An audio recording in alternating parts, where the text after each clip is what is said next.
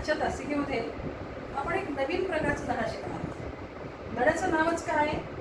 सुरांची जादूगिरी. मग सूर म्हणजे आवाज. वेगवेगळ्या आवाजांची कोणती जादूगिरी होते, कोणते आवाज काय जादू करतात आणि मग त्या आवाजांचा, त्या सुरांचा मानवी जीवनावरती कशा पद्धतीनं परिणाम होतो किंवा जीवन जगण्यासाठी ते आवाज कसे सुखकर होतात याचा अभ्यास या पाठामध्ये आपल्याला करायचा. तर डॉक्टर द.रा. भोसले यांनी लिहिलेला हा पाठ आहे सुरांची जादूगिरी.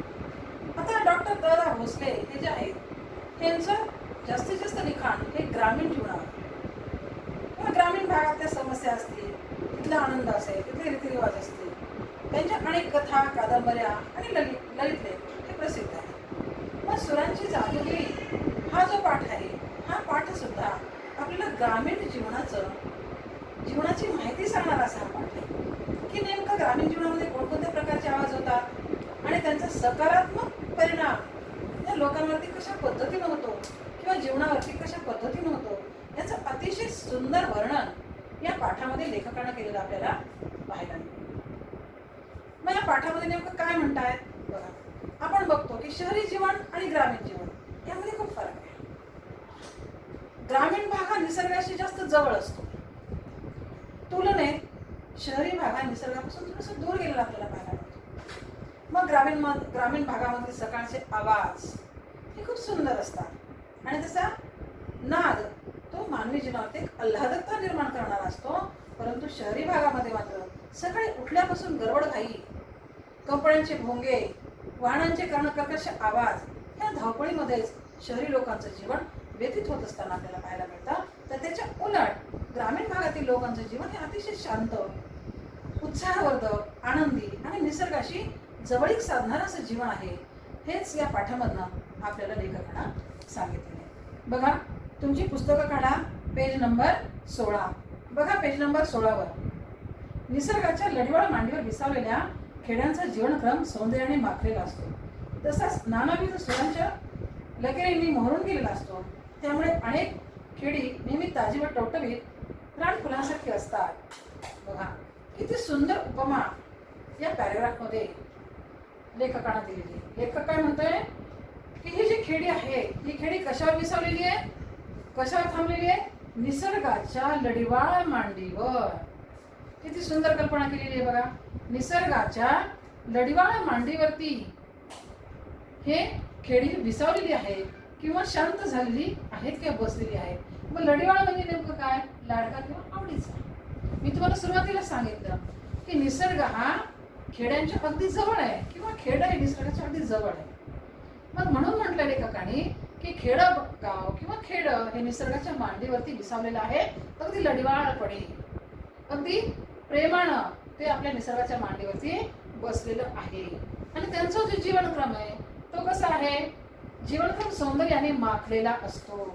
मग तिथलं जे सौंदर्य आहे ते सौंदर्य हे एका निसर्गानं माखलेलं असतं. म्हणजे माखलेलं असणे, लेप दिलेला असणे, म्हणजे जणू काही ते खेड्यांवरती लेप दिलेला आहे. कशाचा? निसर्गाचा. म्हणजे निसर्गाच्या अतिशय जवळ ही खेडी आहे.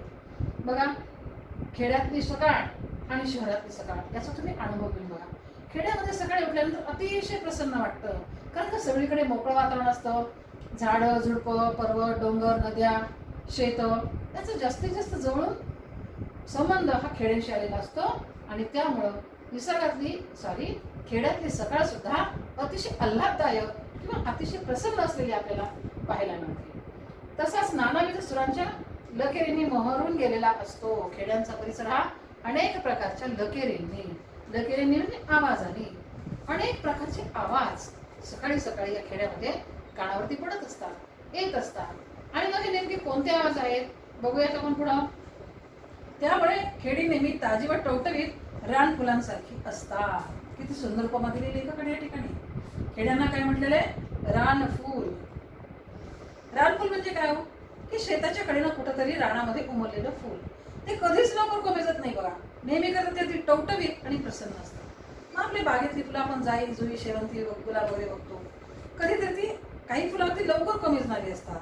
परंतु खेड्यांना लेखकानं रानफुलांची उपमा दिलेली आहे, कारण का ते निसर्गाच्या अतिशय जवळ आहे. निसर्ग खेड्यांपासून खूप जवळ आहे. किंबहुना खेड्यातला निसर्ग हा अतिशय विलोभनीय आहे, अतिशय आनंद देणारा आहे. आणि म्हणून या खेड्याला लेखकानं रानफुलांची उपमा दिलेली आहे की रानफुल जसं नेहमी टवटवीत असतं, प्रसन्न असतं, हसरं असतं, तसं ग्रामीण भागातील जीवन सुद्धा किंवा लोक सुद्धा नेहमी करता हसरे आणि प्रसन्न असतात. कधी ते फारसे दुःखी कष्टी असलेले आपल्याला पाहायला मिळत नाही. खेड्यातला दिवस हा जणू पायात आवाजांचे अलंकार घालून जन्माला येत असतो. बघा पुढे चालून लेखक काय म्हणतायत की खेड्यातलं जे जीवन आहे किंवा खेड्यातला जो दिवस आहे तो कशाला सुरू होतोय? पायामध्ये आवाजाचं पैंजण घालून, दागिना घालून, आवाजांचे अलंकार. अलंकार म्हणजे दागिना. मग आता पायामध्ये कोणता अलंकार असतो? पैंजण असतं, बरोबर आहे की नाही? मग या ठिकाणी लेखक काय म्हणतायत की खेड्यातला दिवस किंवा खेड्यातला दिनक्रम हा पायामध्ये जणू काही आवाजांचं पैंजण घालून, आवाजाचे अलंकार घालून सुरुवात होते. बघा मग कशा पद्धतीने दिवसाची सुरुवात होते? पुढच्या पॅराग्राफमध्ये आपण पाहूया. अगदी पहाटेलाही अजून पुरती जाग आलेली नसते, तेव्हा खेड्यामध्ये टोपली खाली डालून ठेवलेल्या कोंबड्याला मात्र हमखास जाग आलेली असते. बघा काय म्हटलं या ठिकाणी लेखकाने की अजून रात्रीलाही, पहाटेलाही अजून पुरती जाग आलेली नसते, तेव्हा खेड्यातले जे कोंबडे असतात जे टोपली खाली डालून ठेवलेले असतात. डालून ठेवणे, झाकून ठेवणे. आपल्याला माहित असेल ग्रामीण भागामध्ये संध्याकाळी कोंबड्या काय करतात? एका टोपल्याखाली मोठंसं टोपलं असतं, बुरडाचं केलेलं, वेळूचं केलेलं, आणि त्याच्या खाली ते डालून ठेवले असतं, म्हणजे झाकून ठेवलेलं असतं. अजून पहाटेला जागाही आलेली नसते. सूर्य देवता आणखी वर यायला खूप अवकाश असतो, पहाट व्हायलाच मुळात खूप अवकाश असतो.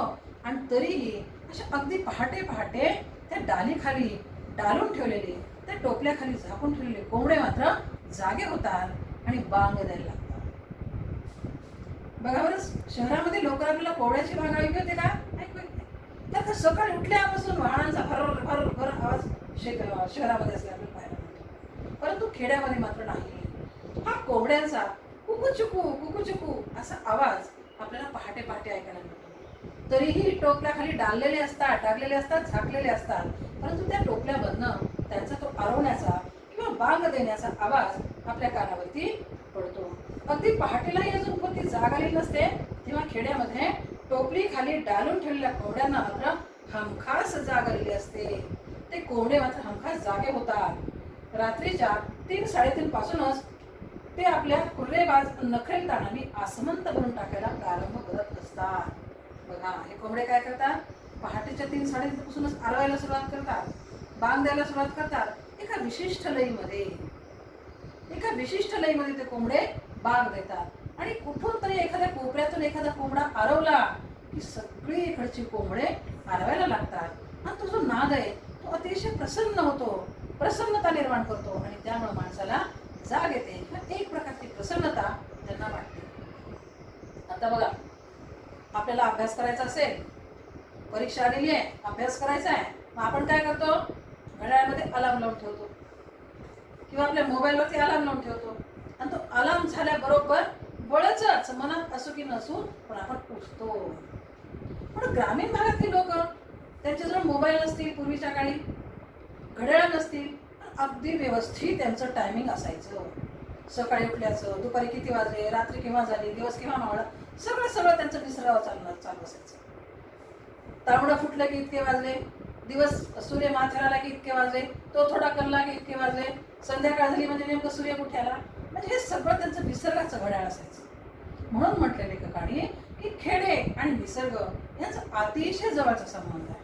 आणि म्हणून पहाटेचे 2:30-3 वाजल्यापासूनच ही कोंबडे आरवायला सुरुवात करतात, बांग द्यायला सुरुवात करतात किंवा लोकांना जागा करण्यासाठी ते आवाज देत असतात. बघा 3-3:30 पासूनच तो आपल्या कुर्रेबाज आणि नखरेलताणाने आसमंत भरून टाकायला प्रारंभ करतो. आसमंत भरणे, आजूबाजूचा सगळा परिसर भरणे.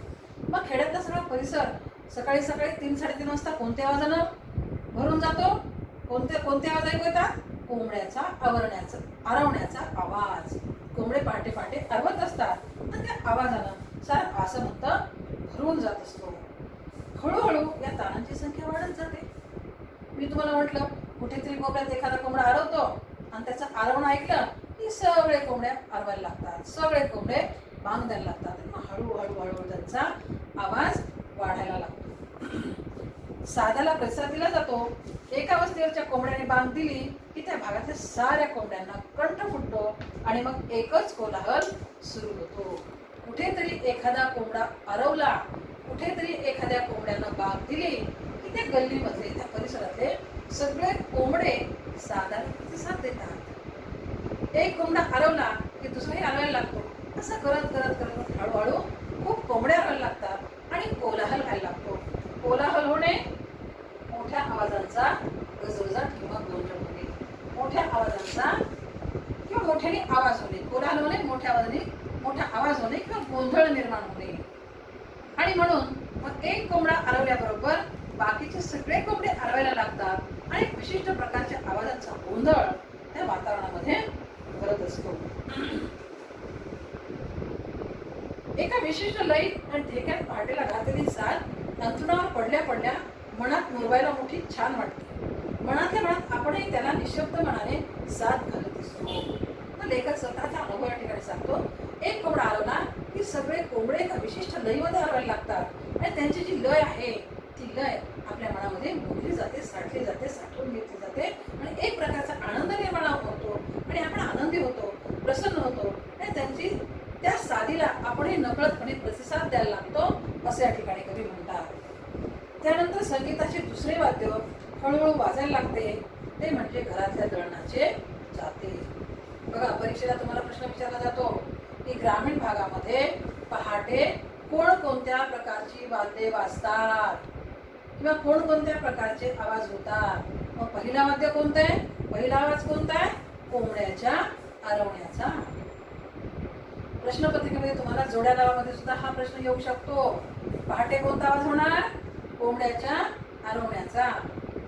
आणि मग कोंबड्याचं आरवणं झालं की दुसरा आवाज येतो खेड्यामध्ये. कशाचा? जात्याचा. तुमच्यापैकी कुणाकुणाला जातं माहिती आहे? सांगा बरं. नाही ना माहिती?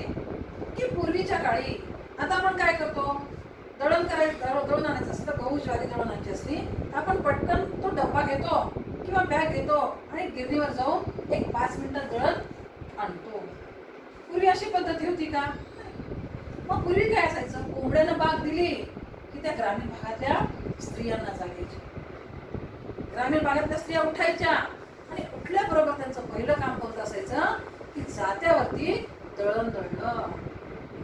मग दगडी गोल, खाली एक दगडाचा गोल असतो, वर एक गोल असतं आणि त्याला असं छोटंसं एक तोंड असतं. त्याचा फोटो मी तुम्हाला पाठवेन की जातं कशा पद्धतीचं असतं किंवा आपल्या पुस्तकात सुद्धा या ठिकाणी जात्यावर दळणारी बाई दाखवलेली आहे. मग अशा पद्धतीचं दगडी जातं असतं आणि त्याला लाकडी खुंटा असतो आणि मग त्या खुंट्याला पकडून ती बाई दळण दळत असते. म्हणजे गहू आणि ज्वारी त्या जात्यामधून काढत असते आणि त्याचं पीठ करत असते. मग काय म्हटलंय बघा, त्यानंतरचे संगीताचे दुसरे वाद्य हळूहळू वाजायला लागते, ते म्हणजे घरातल्या दळणाचे जाते. घराघरातल्या बायका कोंबड्याच्या बागेबरोबर जाग्या होऊन चिमणीच्या प्रकाशात कच्च अंधाराला पातळ करत झोपलेल्या जात्याला गायला लागतात. किती सुंदर केले बघा या ठिकाणी, किती छान म्हणतायत कवी.